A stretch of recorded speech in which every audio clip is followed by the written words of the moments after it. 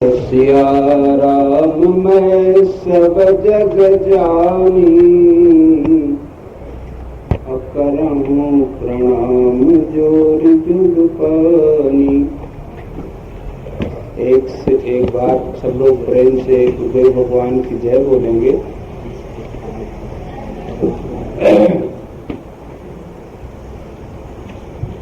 बोलो गुरुदेव भगवान की। लोगों ने उत्साह दिखाया। एक तो पाठक ने इस साल लगता है सब्जी भी ठीक से नहीं बनाया क्या, क्योंकि जड़ान में चरफरापन नहीं है जो है। अच्छा देखो भाई, एक बार और एक्सपेरिमेंट करते हैं। जन्मजात जटाधारी माताओं से प्रार्थना है कि वो पुरुषों से पीछे न रहें, नहीं तो हमारी बड़ी बेइज्जती होगी, और लड़के तो खैर आगे रहेंगे ही। अच्छा प्रेम से बोलना, बांस जैसा खट से मत तोड़ देना जो उसको। प्रेम से बोलना भाई। बोलो गुरुदेव भगवान की।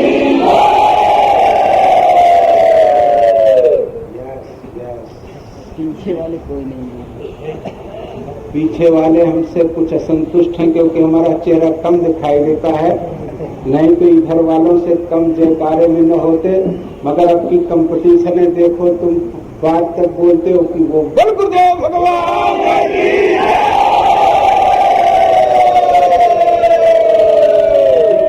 उधर अभी तक बोल रहे हैं भाई। उसमें एक कारण है, वो भंडार घर के नजदीक पड़ते हैं ना, तो बूंदी की सुगंध में मस्त है।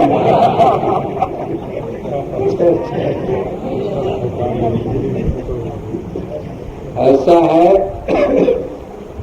वैसे जीवन में मैं अस्वस्थ तो कभी नहीं होता हूँ, और ना भी होने की संभावना है, मगर थोड़ा बोलने में खांसी आती है, पता नहीं क्या बात है।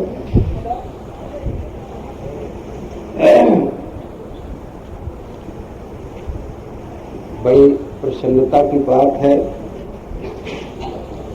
इस परमहंस रूपी वृक्ष के नीचे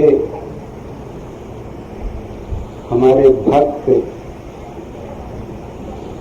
या भक्त रूपी पक्षी कहिए, या जैसे काकभूषण जी के आश्रम पर बड़े पुराने पुराने विहंग कथा सुनने आते थे, ऐसे ये साल भर से इंतजार करते हुए हमारे भक्त जो है विभिन्न शाखा प्रशाखाओं से आकर के इस मूल स्थान पर विराजे हुए हैं। आज मुझे बड़ा गर्व है कि इसकी 10-11 शाखाएं निकली, जिसमें 4-5 शाखाएं आज आत्मनिर्भर हैं, और जिस तरीके से हमारे भक्त यहाँ आनंद ले रहे हैं, उसी तरीके से हमारे महापुरुषों के सानिध्य में वहाँ भी आनंद ले रहे हैं। 2-3 प्रशाखाएं ऐसी निकली हैं कि वहाँ भी लोग इसी प्रकार का आनंद ले रहे हैं। मुझे भविष्य में बहुत कुछ उम्मीद है कि ऐसी प्रशाखा प्रशाखा उपशाखा विशाखा ऐसी निकलेंगी कि मैं तो इतना आशावादी हूँ कि हो सकता है सारे विश्व के अंदर ये परमहंस रूपी वटवृक्ष अपनी छत्र छाया फैला दे। देखो हर चीज में सहयोग की कमी होती, सहयोग की जरूरत होती है। हमारा सहयोग क्या है? हमारा सहयोग पुण्य है, पुरुषार्थ है, और महापुरुषों की वाणी का पालन करना ये सबसे बड़ा पुरुषार्थ है। आप लोगों के द्वारा ये दिया हुआ पंच भौतिक शरीर एक बार किसी काम से बांदा आया था।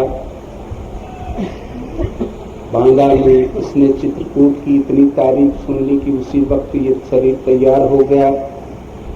चित्रकूट स्टेशन उतरा, वहां से रास्ता पैदल का था, रास्ता भूल गया, रात हो गई। बचपन में पिताजी बताया करते थे कि चित्रकूट में जो रास्ता भूल जाता है उसको भगवान। गाड़ी यहीं पर अटक गई, 3 रास्ते थे, बैठ गए। थोड़ी देर में 2 लड़के आए। हमने सोचा देखो राम लक्ष्मण तो आ गए, जानकी जी कहीं कुटिया में बैठी होंगी। हम कहा बोलेंगे नहीं, पूछेंगे भाई क्या है। तो उन्होंने पूछा कहाँ से आए। मैंने कहा मैं तो कानपुर से आया हूँ। कहाँ जाओगे? चित्रकूट रास्ता बता दीजिए। उन्होंने कहा रास्ता तो यही है, अगर अंधेरा है तुम पहुँच नहीं पाओगे। साथ में गए, रात भर गपशप किया। उन्होंने हमें खूब खिलाया पिलाया। सुबह उन्हीं के साथ राम घाट स्नान किया, उनको हमने खूब मिठाई खिलाया, परिक्रमा की। इसके बाद फिर देवांगना को तीर्थमान धारा का निर्देशन उन्होंने दिया, दर्शन किया। शाम को आए चित्रकूट राम घाट पर, लेटे पत्थर में, नींद नहीं आ रही थी। पाराज्य के करीब कुछ सिपाही आए, कहाँ रहते हो, बिस्तर कहाँ, झोला कहाँ, हेन तेन, कौन पंडा है तुम्हारा। हमने सोचा वही दशा हमारी भी होगी, थोड़ी देर में हम भी फिर उसी के शिकार हुए। मगर कुछ ऐसा प्रेम हो गया कि फिर बड़ी देर तक गपशप हुई। बीड़ी सिगरेट पीते थे, कुछ खत्म हो गई थी। फिर हमने कहा कि भाई हम तो ऐसा ऐसा है। बोले हम भी गांजा पीते हैं 1 रुपया। हमने कहा तुम अपने लिए गांजा मेरे लिए पी। फिर वो हमें चौकी ले गए, 4 पाई दी। वो तीनों सिपाही तो चले गए गश्त पर। एक चौथा सिपाही इलाहाबाद जिले में कौंता गांव है, वहाँ बरैनी गांव की रिश्तेदारी है। जब हम जगतानंद में रहने लगे तो वो सिपाही बाद में मुझे जगतानंद में मिला, मगर उसने हमें पहचाना नहीं। उसने कहा कौन सुइया जरूर जाना है, मैं सुबह एक आदमी कर दूंगा। उसने सचमुच आदमी कर दिया। यहाँ टिकरिया काम में कर दूंगा, गांधी नहीं रहता था, उसी को पकड़ ले आया। उसने महाराज जी का दर्शन, यहाँ सुइया दर्शन कराया। फिर वहाँ स्वामी खंडानंद जी पूजा कर रहे थे, उनके द्वारा महाराज जी के दर्शन की प्रेरणा हुई। यहाँ से एक बार हम लौट गए। हम कहा वहाँ तो कोई दर्शन नहीं। बोले अरे परमहंस माने जानता हूँ, कहाँ कोई देवता होगा, मंदिर होगा और क्या बाबा। बोले अरे महात्मा होते हैं परमहंस, बैठे नहीं। हम कहाँ है तो बाबा बैठे, डर लगता है जाने में। अरे तो बोले बड़े अच्छे महात्मा, डरने चलो तो हम भी आते हैं। तो गए, महात्माओं का संग नहीं था। तो हमने कहा महाराज ऐसे देखे कहन करे, कहाँ रहा थे? कहा महाराज कानपुर का। हो कानपुरी कर बनिया तो बड़े बदमाश हो। तो 2-4 ठो गाड़ी लपेट में दे गए। हम कहा बाप रे बाप, ही तो बाबा बहुत बड़े जल्लाद थे। इतने सोच पाए थे तब तक उन्होंने पूछा बैठो बैठो क्या लाए हो खाने के लिए। उनका महाराज मिठाई, अपने लिए बंदरों के लिए चने। बोले कहाँ है, लाओ लाओ लाओ दिखाओ। तो हमने अंगोछा में बांध रखा था, दे दिया। तो उसको इसी कोठरी में फेंक दिया। हम कहा भैंस पानी में गई, अभी तक गालिए खा मर गए भूखों। तब तक फिर क्या हुआ, धारकुंडी वाले महाराज थे, इशारा किया कि 2 टिक्कर ला के दे दो उसको। हम सोचे कोई जड़ी बूटी खाने को मिलेगी, मगर वो शुद्ध चने का नमक के सहित, 1 लाल मिर्च के सहित 2 रोटियां थी, मिली। फिर खड़े हुए, कहो देख जो पत्थर के किनारे बैठ के खो तो बनिया चौधरी देखिए, अगर सारे बानर ले गए तो तुम्हारे माए के बुढ़िया चौधरी बहुत मारब जो है। तो कहा हो इसमें तो अचार चटनी खटाई मिर्चा कुल्हे पड़ा हुआ। लगता है महाराज जी जब कोनो बोलते हैं तो 2-4 सूत्र बिना पढ़े कुछ कहते सुनते हैं। हंसे और हंस के चले गए। अब वो शुद्ध चने का टिक्कर था, हर बार पानी के धक्के से उसको नीचे डाउन करना पड़ता था। मगर उस रोटी में क्या जादू था, क्या आशीर्वाद था, या उन टिक्करों के द्वारा क्या पुण्य पुरुषार्थ जागृत होना था, ये तो हमारे मेरा रुएल का जानत नहीं है। तो भैया प्रणाम किए गंगा जी के, गंगा माई, भगवान देवी देवता जी क्यों हो दुनिया में, अगर ये 2 रोटी रोज मिले तो फिर हम महाराज की जिंदगी भर सेवा किए जाए। 199 तक कुछ झूठ बोलना पड़ता है, पता नहीं कितना खुरापात कर पड़ता। इतना बढ़िया शांत एकांत जगह है, पता नहीं महाराज कौन टेलीफोन लगा रहे हो, वो सब सुन रहे थे।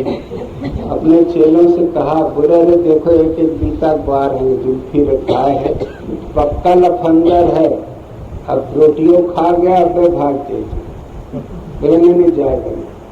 महाराज ने 2 साल पहले इस शरीर को स्वप्न में देखा हो चाहे ध्यान में देखा हो, महाराज पहचान गए और कहा ये मारने से भी नहीं भगे। आए बताए कि देख अगर खाए का दे ज्ञान दे ना बेटा तो मेला लागे, भागे थे कि नहीं तो दुनिया भरे सारे खुरापात सोचे थे गंगा के किनारे की रोटी मिल जाए तो ऐसा करें तो वैसा करें, तो हम हंस दिए। उनका महाराज तो आज हम जाएंगे नहीं, तो बगल में धरा रहा है ठो जगन्नाथी से, तो भागे थे कि नहीं, तो फिर मार का तो भूतों डरा थे। घसके इस सड़क में बड़े बड़े पत्थर की चट्टाने रहे कि नीचे जाके ठंडे में बैठे। इधर से स्वामी जी को भी देखो कानपुरी गया कि नहीं, तो स्वामी जी अपने यहाँ से ध्यान के लौटे। शाम को आए, कहने देखो एक दिन उस ससुराल से कूड़ा लेके आ रहे हैं, देखे तो कहन हाँ है तो वही, आके बैठे। फिर अब तो हम थोड़ा गपशप कम करते हैं, पहले बहुत गपशप करते थे। फिर खूब रात में गपशप हुई, महाराज का सत्संग हुआ। वो सत्संग एक अलौकिक सत्संग था, जीवन में पहली बार मैंने सुना था। दिन में हमने देखा था, थोड़ा दिन डूबे एक उस कोठरी में स्वामी चिदानंद इसमें अखंडानंद बैठे थे, तो हम सोचे बस भजन करम ऐसे बिल्कुल एकदम कसाई का डोल बैठ जाओ, तो राम राम कुछ करते हैं और का सीताराम सीताराम ये करते हैं। तो जब 12 बजे दरबार खत्म हुआ तो हम भी इसी कुएं की फरस पर बैठ गए। तो मर के सूत जो सूत, तो हम सूत गए। जब आधा घंटा हुआ तो हम भी बैठ गए। तो कहें हो देखो तेकर बहने से भी सारा रात भर मुझे परेशान कर सूत रहे। तो हम कहा बाप रे बाप, यहाँ तो सांसों नहीं तेजी से निकली, तो बाबा बड़ा झंझट कर। फिर 1 घंटा पड़े रहे, नींद न पड़े। फिर जब बैठे तो फिर खड़े होकर कहे तुम्हारा हथुआ बुढ़वा तू देख सूत कि नहीं, बस 3 धक्के सुबेरा हो गया। कहना आज रात भर साल सूते नहीं दिए, भजाते के तो फिर भजा दिए। थोड़ी दूर गए, फिर बैठे रहे छिप के, ऐसे 8 दिन तक बंदर टूटा हुआ। 8 दिन के बाद एक में 16 शेर का पर्चा बना के दे, चिटकूट से पिसा के आटा ले आओ, चावल ले आओ, दाल ले आओ, हेन तेन ले आओ। गठरी बांध के तैयार किए, जब उठाने लगे तो साली उठी नहीं। तो बनिया कहता है कहो बाबा कहाँ फंसे, लागत हमें 2-4 दिन हुआ फंसे हैं, बताओ। तुम कहते हैं आज गठरी उठा दे, हम फंस गए तो फंस गए। बोले बता तो दो, गठरी तो उठा रहे काम सिया नहीं। अरे कहीं ब्रह्मचारी जैसा नहीं दोनों तनी गठरी ढोवत है, तो 2 दिन में भाग खड़ा हुई है। उनका अच्छा चल भाई उठा। तो फिर उठाए तो वहां से चले सिरसावन रखे। सिरसावन के बाद फिर झूरी पर एक पानी की चक्की है, उस पर रास्ते में न कोई उठाने वाला मिलता था न उतारने वाला मिलता था, और सिरसावन के बाद इधर कहीं पानी भी नहीं मिलता था। महाराज जी एक पोसला बैठाते थे। फिर धीरे धीरे धीरे धीरे फिर कुछ हमारा अभाग्य था। थोड़े दिन के बाद ऐसी प्रेरणा हुई कि जो वर्तमान परिस्थिति में आप लोग कार्यक्रम कर रहे हैं, उसी कार्यक्रम के अंदर हम भी गए। महाराज ने कहा एक लड़का पैदा करो। तो हम कहा ससुर इतने दिन मेहनत किए, कहीं लड़का नहीं पैदा, बाप सारा कैसे हो जाएगा। मगर फिर अब कहा बताए, उनका आशीर्वाद रहा तो कहा रहा कि सारा दहिने बाएं से पैदा हो बहरहाल हो गया। इसके बाद फिर सरकार की सेवा में आए। अब देखो आप लोगों के सामने बैठे हैं, एकदम छरे चाउरस हैं, खून के ऊपर खून, मांस के ऊपर मांस चढ़ा हुआ है। तो महापुरुष की शरण में जाने पर किसी महापुरुष से नजर जब लग जाती है तो क्या दशा होती है कि नजर से नजर जब अरे लगाई गई है, समझ बूझ कर चोट खाई गई है। महाराज जी के पास जो भी सेवा में रहा उनकी गाली, उनकी मार, उसी तरीके से वो परीक्षा का एक कारण हुआ था कि जैसे आपने सुना होगा कि बलि दधी जहर चंदन रेसु और धर्म हेतु बहु सहव कलेसु। भजन कर रहा है चेला, ध्यान महाराज जी का कर रहा है, मगर बैठे बैठे करे तो हो देखो देखो बहनिया 4 साल मेहरारू देखा था ध्यान में हैं। अब वो गड़ा चला जा रहा है कि देखो तो हम तो भगवान का ध्यान कर रहे हैं, पता नहीं क्या है, तो पता नहीं कुछ न कुछ खुटपुट बोलते ही रहते थे। जो अगर सीधा करे तो गाली और उल्टा करे तो भी गाली। एक समय की बात है, सबको अपने बच्चे प्यारे होते हैं। माँ को जितना बच्चा प्यारा होता है, बाप को भी बच्चा प्यारा होता है, मगर गुरु को जितना प्यारा होता है, गुरु का प्यार एक ऐसा प्यार होता है, हर आदमी जानता है कि बच्चे को पहले माँ का स्तन से प्यार होता है। वो जिस चीज को पाता है मुंह में डाल देता है, इसके बाद खिलौने से प्यार हो जाता है उसका, इसके बाद तरह तरह के भोजन से प्यार हो जाता है, इसके बाद स्कूल से कपड़ों से प्यार होता है, इसके बाद फिर स्त्री से प्यार होता है, पुत्र से प्यार होता है, और एक नया प्यार जागृत होता है तो पुराने प्यार जो है वो खत्म होते जाते हैं। मगर माँ का प्यार एक ऐसा प्यार होता है कि जो सर्वोपरि होता है। उसके बाद माता पिता और स्त्री पुत्र धन दौलत सबसे बड़ा प्यार संत सदगुरु का प्यार होता है। समा जाए जो नजरों में उसे तस्वीर कहते हैं, अरे कलेजा पार कर जाए उसी को तीर कहते हैं।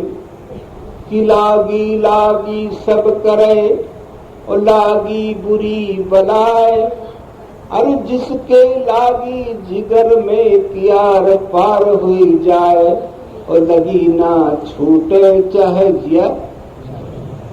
तो जीवन में जब से मनुष्य पैदा होता है तब से पता नहीं कहां कहां उसकी लगती है, मगर एक बार अगर वास्तव में किसी संत सद्गुरु से लग जाती है तो बहुत ही मुश्किल होता है। कैसे कि ज्ञानी मारे ज्ञान से अरे आर पार हो जाए, और मूर्ख मारे लठ से कि फाटी खो पड़ा जाए। तो लागो लागो मोरे बाणे अरे कठिन कर का लागो लागो मोरे बाण। तो करिया काटे जियोगे भाई, गुरु काटे मर जाई। करिया कहते हैं सांप को, सांप काट लेता है, मंत्र के द्वारा झाड़ फूंक होती है, ठीक हो जाता है। मगर अगर गुरु काट लेता है तो देख लिया अढ़ाई के पड़वा बैठे जो हैं, इनका नवीन कर फिक्र में धन कर चुआटी धन दूसर कहे मौत। अरे हमारे मेहरारू को अगर के मर गए, वो रोत रहे हम हो रोत रहे, मगर हम तो एकदम हार गए रहे थे। मगर फिर महाराज जी का आशीर्वाद मिला। देखो संतों के अंदर कई प्रकार के अलौकिक बातें हुआ करती हैं। स्त्री का अपने पति से कितना भी प्यार हो, मगर साल 2 साल अगर बच्चा नहीं है तो वो पत्थर पूजने लगेगी, किसी संत की शरण में जाएगी और पति से 1000 गुना उसकी सेवा करेगी। अगर कहीं आशीर्वाद प्राप्त हो गया तो घर के देवता चाहे भूखा मर जाए मगर गुरु महाराज के जरूर मगज के लड्डू खोए होंगे। जैसे भगवान आनंद को देखो तमाम सठौरा आया है, अब मेहनत के करे बिटिया बिटवा के पैदा करे, साल में कुंटलन सुठौरा तो मैं खाई कर तो वैसे ही है। ऐसे ऐसे लटके होते हैं, ऐसे ऐसे फिक्रे होते हैं, कि नजर से नजर जब लड़ाई गई है, समझ बूझ कर चोट खाई गई है। तो देखो भैया, हसीनों से अहले वफा चाहते हो, अरे बड़े ना समझ हो, ये क्या चाहते हो। अगर तुम इन हसीनों से वफा चाहते हो तो ये तुम्हारी बहुत बड़ी मूर्खता है। हम लोग न अपने परिवार के हुए, न माँ के हुए, न बाप के हुए, और न तुम्हारे ही होंगे। चाहे इस कान से सुन लो, चाहे इस कान से, जहाँ 100 चढ़ाओ तो चाहे बिया का पैसा एक को न चढ़ा। ये तो तुम हमारे गांव पेच में नहीं चढ़ रहे, आसमान में, नहीं तो कोनो दिन ऐसा चपरास बारह की चित्त हो जाए मामला। मेरा लड़का को रोए के मर तो ऐसे भैया हमारा तुहार ज्ञान पीठी में पीठी मिलाने वाला है। जब तुम हमारी तरफ देखो, नहीं तो बस जहां मामला 63 हुआ तो मामला बस सब 60 के बाहर हो गया। इससे अगर हमसे प्रेम करो तो 36 के तरीके से करो कि हर समय पीठी मिली रहे, तू यहर कता को हम यहर कता की। नहीं, मामला बिल्कुल ही गड़बड़ है। तो है देखो, इतना गड़बड़ है कि इसमें कई भक्त हमारे, मुझे ज्ञान तो नहीं है, मगर कई भक्त ऐसे हैं कि साल भर इंतजार के बाद भी पैसा नहीं जुटा पाए तो कर्ज लेकर के आए। कई भक्त हमारे ऐसे हैं जो परिवार से लड़ करके आए। कई भक्त ऐसे हैं जो घर से बता करके नहीं आए। क्या है, अब दिल लगा सड़ी से तो परी कोई चीज नहीं। अब दिल तो लग गया इस सड़ी से तो परी क्या है। तो वैसे ही मैं माताओं से बार बार प्रार्थना करता हूं कि वो इन आदमियों को इधर न आने दें, और आदमियों से प्रार्थना करता हूं कि माइयों को मत आने दो, नहीं तो बड़ा झगड़ा झंटा हो जाएगा। एक समय की बात है, एक लड़के को अपने माता पिता बहुत समझाते थे। लड़का बड़ा खुरापाती था। एक दिन कुछ पैसे भी थे उसके पास, उसके यार दोस्तों ने उसको कई जगह दिखाया सुनाया, मगर एक ऐसी जगह, चमत्कारिक जगह थी कि वो जहां जाके फंस गया। तो जब वहां गया तो एक बहुत सुंदर नवयुवती थी।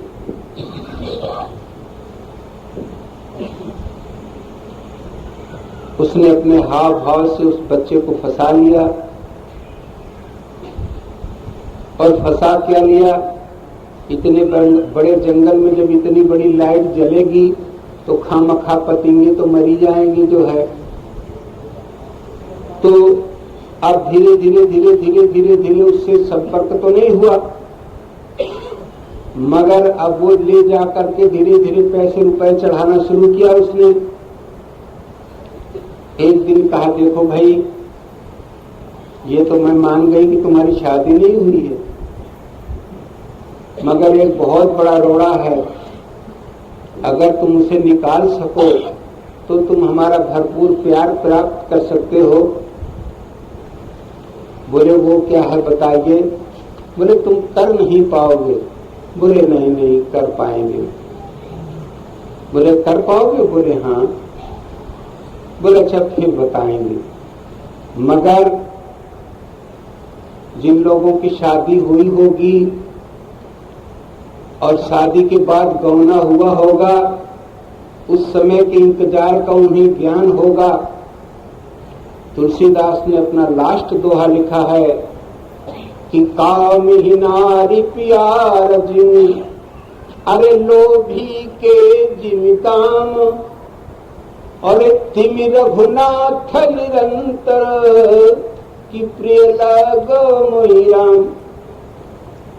जैसे कामी को स्त्री प्रिय होती है, लोभी को दाम प्रिय होता है। कामान लोबांध, मदांध, ये सब अंधे कहे जाते हैं। इनकी सीमा अंधों की है। वो बच्चा जो था कामांध हो चुका था। उन्होंने कहा, प्रिय तुम जो कहोगी वो मैं ला के दूंगा। जब उसने देखा कि मेरे आधीन हो चुका है, ये अपना पूरा विवेक खो चुका है, तो उसने गले में हाथ डाल के कहा, देखो अगर सचमुच तुम मुझसे प्यार करना चाहते हो तो मुझे आपकी माँ के कलेजे की जरूरत है। अगर तुम इतना कर सको तो मेरा प्यार तुम्हें बराबर जीवन पर्यंत प्राप्त होता रहेगा। बोले, अरे ये कौन सी बात है, हम तो सोच रहे थे तुम ईद का चांद मांगने वाली। अरे घर की मुर्गी दाल बराबर, अभी लो हम लाते हैं। बोले, ले आओगे? बोले, हाँ तुम यहीं खरीदो, अभी जाते हैं। माँ दरवाजे पर खड़ी बच्चे की बात देख रही थी। जेठ का महीना है, पता नहीं कहाँ चला गया, भोजन बना रखा है, इतनी गर्मी है, इतनी धूप है, आ जाता खा लेता तो बड़ा अच्छा था। बार बार भीतर जाती थी, बार बार, तब तक पुत्र जो है वहां पहुंचा। हंस करके कहा, बेटा देखो जल्दी खा जाया करो, फिर बाद में तुम चाय यहाँ रहा करो। बोले, अच्छा माँ कोई बात नहीं। थाली परस्ती, जल्दी का टुकड़ा इधर उधर खाया पिया और बहाना करके सो गए। तब तक माँ भी आराम करने के लिए लेट गई। माँ को तो कोई चिंता थी नहीं, सो गई। बेटे को चिंता थी, नींद नहीं आई, तो उसने अपना एक अस्त्र निकाला और उसको ठीक ठाक करके और एक ही हाथ में माँ की गर्दन उसने सब, माँ की गर्दन कट गई। सारा शरीर तड़प रहा है, छटक रहा है, मगर उसको वेदना नाम का कोई भी पॉइंट नहीं। वो प्रसन्न हो रहा है कि देखो आज मेरी प्रियतमा अपने वास्तविक डिमांड को, अपनी इच्छा को प्राप्त करके मेरे साथ अखंड प्यार करेगी। झट से उसने सीने को चीरा, माँ का कलेजा निकाला और निकाल करके और चल पड़ा। दोपहर का टाइम था, सभी लोग सो रहे थे,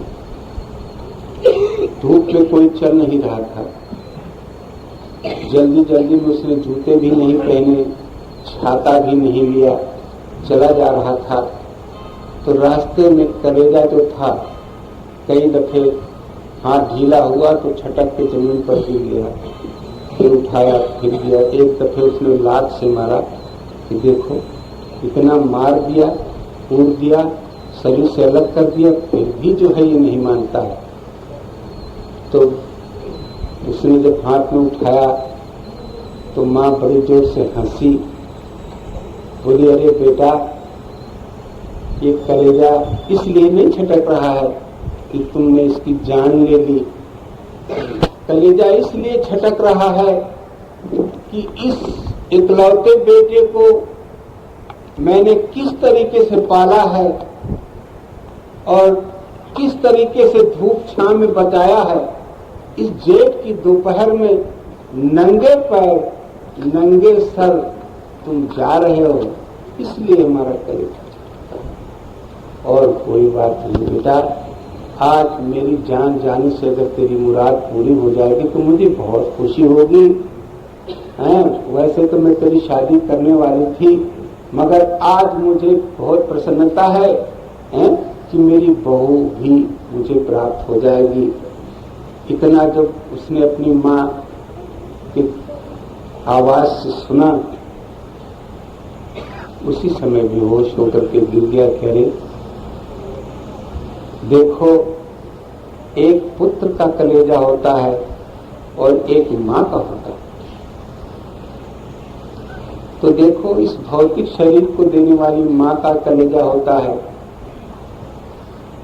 और या तो फिर इसके बाद आध्यात्मिक विद्या देने वाला गुरु का ही कलेजा होता है। इसके बाद तीसरा कोई नहीं होता है।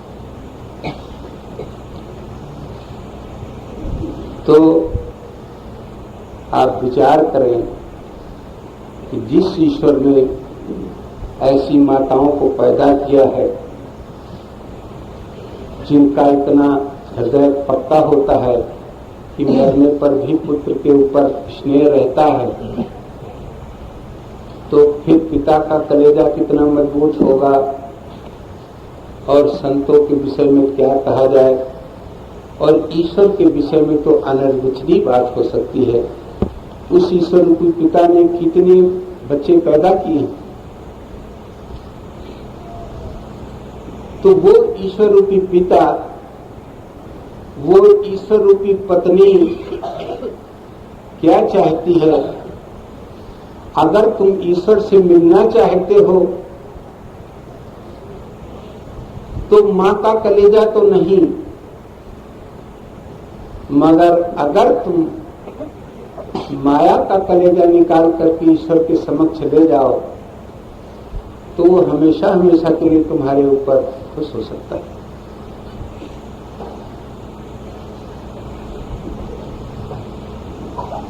कहते हैं हर चीज हृदय से प्राप्त की जाती है, हर चीज दिल से प्राप्त की जाती है। दिल देना उसी को जो दिलदार यार हो, हिंदू हो या मुसलमान कदरदार यार हो। तो मिला है मुझको किस्मत से ख्याले रिंद मस्ताना, और पिया करता हूँ हरदम श्याम की उल्फत का पैमाना। तो मजा है वे खुदी का या कि मैं दुनिया में हूँ लेकिन, और न जाना मैंने दुनिया को न दुनिया ने मुझे जाना। तो देखो, अगर उस ईश्वर रूपी मासूक से तुम्हारा प्यार हो जाएगा तो उस प्यार में इतनी ताकत है, ये जन्म देने वाली मां नहीं,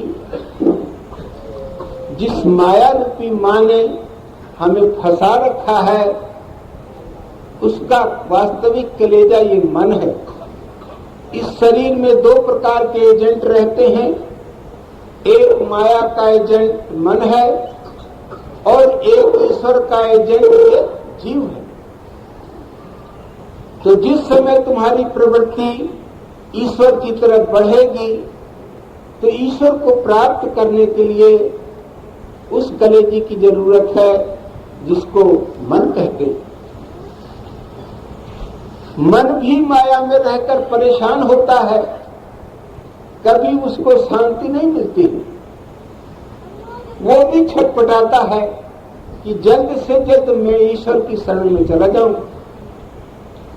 इसलिए जब तुम मन को लेकर चलोगे तो ये छटपटाएगा मगर प्रसन्न होगा और तुम्हें आशीर्वाद देगा कि तुम अपने रास्ते पर कामयाब हो।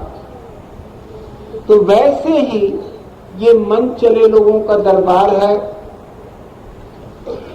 परमहंस जी से कितने लोगों का मन लगा, कितनी शाखाएं फूटी, किसमें कितनी प्रशाखाएं हुई, उसमें कितने फल फूल कितने पत्ते लगे हुए हैं, ये तो संसार जानता है।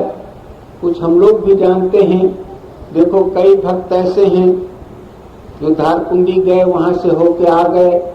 कई भक्त ऐसे अभी आए धारकुंडी से, यहाँ से सतना चले गए। कई भक्त अभी ऐसे हैं कि जो जगतानंद से आए अनसुईया आ गए। कई भक्त ऐसे जो यहाँ से जा करके बनारस चले गए। कई भक्त हमारे ऐसे हैं जो चाहते हैं कि कोई ऐसा यंत्र हो कि जिसमें बैठ करके हर जगह की कोई पूर्णिमा देख ले, या कई शरीर ऐसे हो जाते, क्योंकि बहुत से भक्त एकांगी होते हैं, कई भक्त सर्वांगी होते हैं जो कि परमहंस रूपी वृक्ष की हर डाल की कदर करते हैं, हर शाक की कदर करते हैं, हर पत्ते की और हर फल की कदर करते हैं। तो ये तरह तरह के भाव वाले लोग साल भर तक इंतजार करते हैं, और जब साल पूरा होता है तो फिर आज का दिन, जिसको गुरु पूर्णिमा कहते हैं, देखो साल भर के लिए सब्जेक्ट गुरु पूर्णिमा से लेते हैं भाई लोग, और साल भर में क्या करके लाते हैं। जैसे बच्चा गर्मियों की छुट्टी में पहले जिसमें हम पढ़ते थे तो मास्टर साहब कह देते थे देखो 1 महीने में ये सब लिख पढ़ के ले आना, तो महीने भर क्या खेलते थे मगर कुछ इधर उधर करके ला, तो पता नहीं क्या होता है क्या नहीं होता है। वैसे ये गुरु पूर्णिमा जो है साल भर के लिए कुछ न कुछ यहाँ से लोग पाठ ले जाते हैं, कोई मन में ले जाते हैं, कोई तन में ले जाते हैं, कोई किसी रूप में ले जाते हैं, कोई किसी में रूप में ले जाते हैं। मगर यह है कि प्रत्यक्ष उन्हीं का दिखाई देता है। जिन माताओं के बच्चे नहीं होते हो जाते तो सठौरा लेके आती गप से बाबा चढ़ा देती। तो वैसे अब हम ज्यादा क्या कहें, हमारे गुरु भाई स्वामी शरणानंद ने तो आपको कथा भागवत सुनाई दिया है। सुनाना तो हम बहुत कुछ चाहते हैं, मगर थोड़ियां हमसे बार बार झटका दे दे के कह रही हैं कि महाराज बहुत से भक्तों ने 12 बजे ही जो है वो भोजन किया था, इसलिए अब इनको छुट्टी दे देते तो अच्छा था। एक छोटी सी कहानी और सुना देते हैं। एक सेठ जी थे, जब जाए तो 1-2 साल तक परदेश चले जाते थे।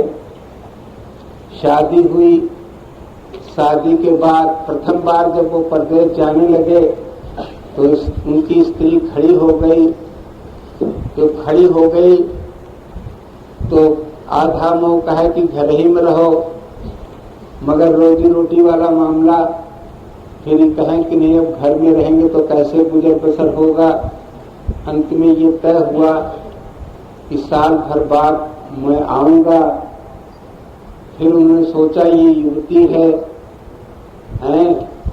मनुष्य से कई गुना कामदेव ज्यादा परेशान करता है।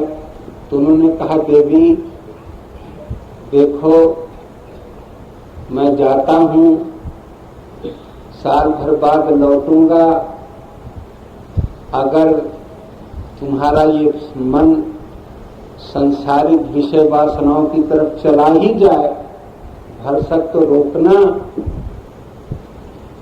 और अगर न माने चला ही जाए तो ऐसे पुरुष के साथ संभोग करना जो गांव में सबसे दूर टट्टी जाता हो। तो वो हंसने लगी, कह रहे आपके जीते ऐसा कैसे हो सकता है। बोले मैंने ये नहीं बस कहा कि तुम ऐसा करना, हमने एक समय की आवाज, समय की पुकार, समय की हवा देख के ऐसी बात कही है। स्त्री ने प्रणाम किया, वो अपना चला गया कार्यक्रम करने। धीरे धीरे धीरे धीरे धीरे धीरे धीरे चिंतन होते होते एक दिन उस माँ के अंदर ऐसी प्रेरणा होने लगी कि अब मुझसे अब रह नहीं जाएगा, मगर पतिदेव की आज्ञा पालन, इस परिस्थिति में भी उनकी आज्ञा पालन करना बहुत जरूरी है।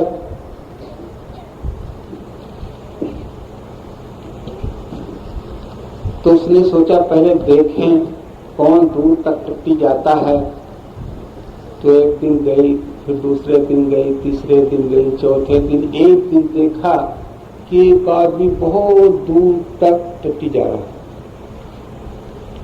बोले बस ठीक है, आगे जंगल भी है, बस इसी से संबंध ठीक है, सारे आदमी यहीं तक रहते हैं। तो वो चली। उसी टाइम पर उसने भी लोटा ले लिया और चलते चलते चलते चलते सभी को पीछे करती कराती जो है वो पहुंची। तो वो पुरुष पहले दिखाई दिया, फिर उसने शौच भी कर लिया। इसके बाद फिर वो बैठा रोता था, तब तक ये पहुंच गए।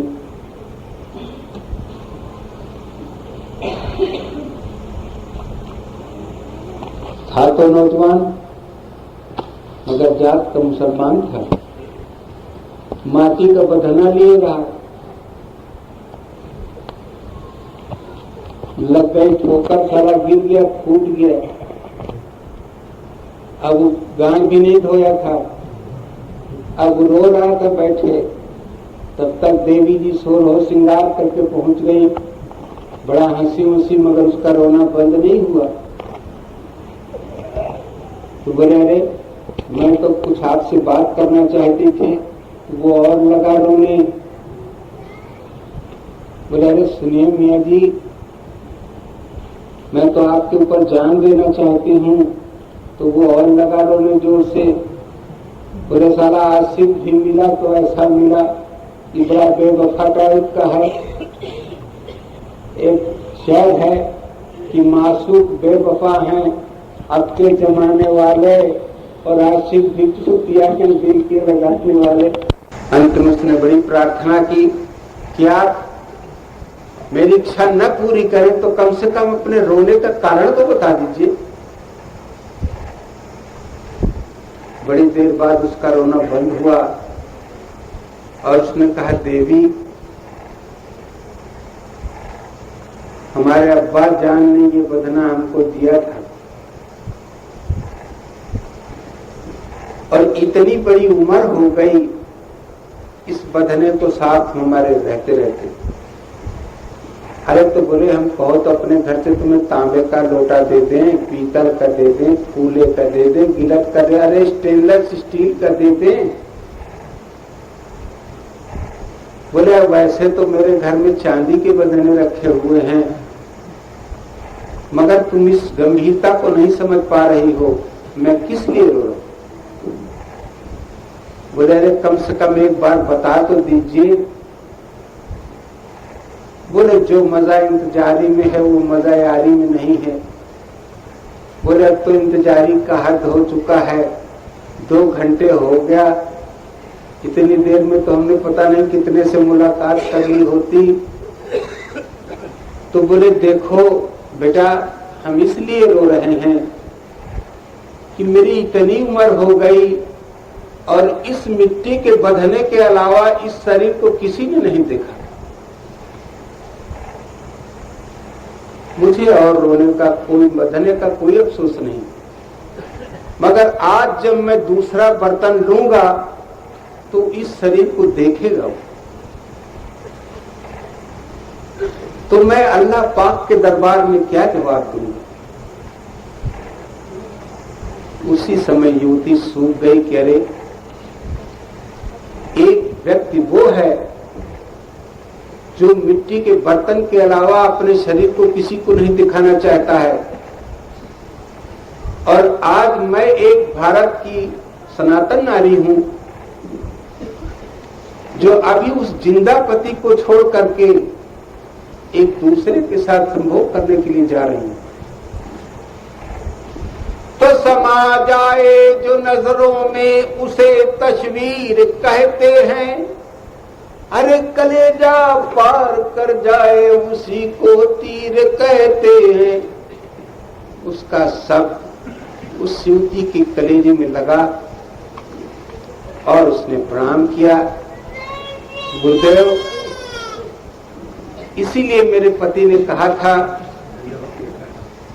कि गुरु तो ऐसा कीजिए कि जो सिकरी गर होए, अरे जन्म जन्म के मोर्चा की क्षण में टारे खोल। इतने दिन की मेरी काम वासना जीवन पर्यंत के लिए जल गई। अब इस पाक शरीर को कोई नापाक आदमी नहीं देख सकता है। तो देखो, वो उसका पति भी था, वो उसका गुरु भी था, जिसने एक शब्द चलते समय ऐसा दे दिया कि जिससे जीवन पर्यंत के लिए ज्ञान हो गया। तो ये गुरुओं का दरबार है। को काहू में मगन, को काहू में मगन, और जाकी जाही में लगन सो ताही में। जिसकी जो इच्छा होती है अपना गांठ बांध लेता है उसको ले जाके क्या करता है, घटाता है कि बढ़ाता है, लेता है, ब्याता है।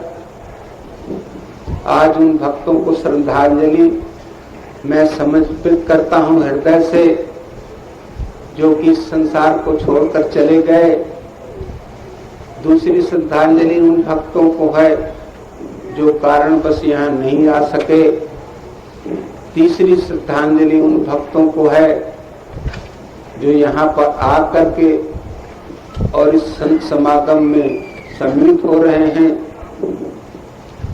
और चौथी भक्ति उन भक्तों श्रद्धांजलि उन भक्तों को है कि इन शब्दों को लेकर के और कुछ डेवलप करके और अगले साल मुझे फिर से दर्शन देंगे।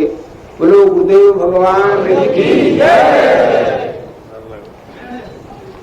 पूरी बात समझ में आ गई ना? समझ गए कि नहीं? अगर एक शब्द आप गांठ में बांध लेंगे ना तो ज्ञान पूरा हो जाता है।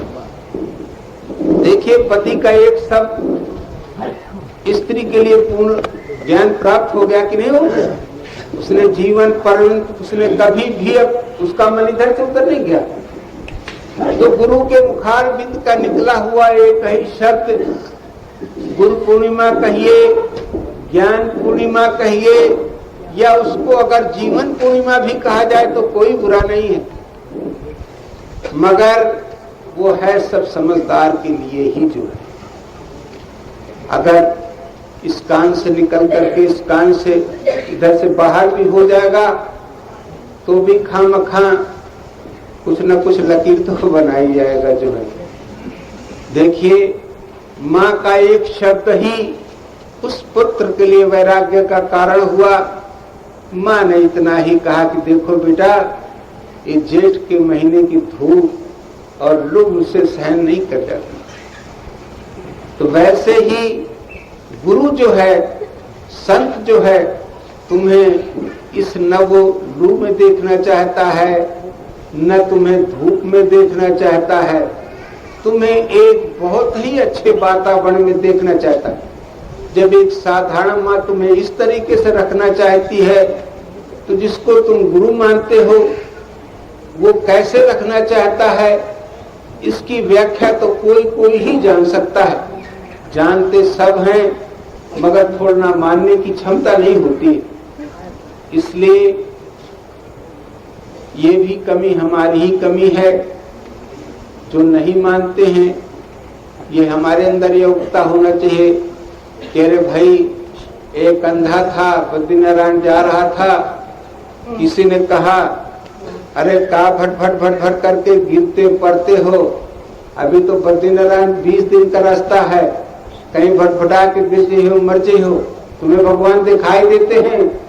तो बार बार यह बतिया कहे, अरे कहे यार, मन तो से पैसा मांगो न रुपया न खाए का, न तो से रास्ता पूछो।